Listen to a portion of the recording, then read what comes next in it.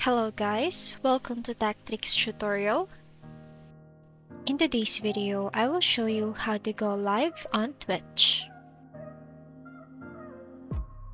First things first, you need to search for Twitch on your favorite browser and then select on this one. Now log into your Twitch account and then after that, go to your profile at the top right corner and then go to settings.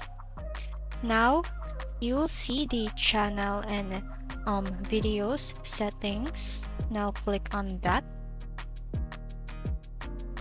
and find the stream or streaming options at the left side of your settings.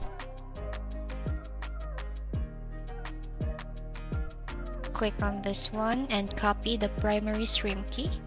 We will need it to set up for our OBS later. And now go to our stream manager and then go to our OBS. And from here, click the start streaming option and then click the open settings.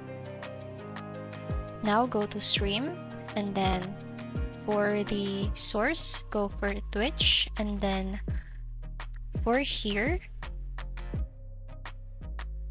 paste the stream key that we've just been copied and then you have to log into your Twitch account and then that's it.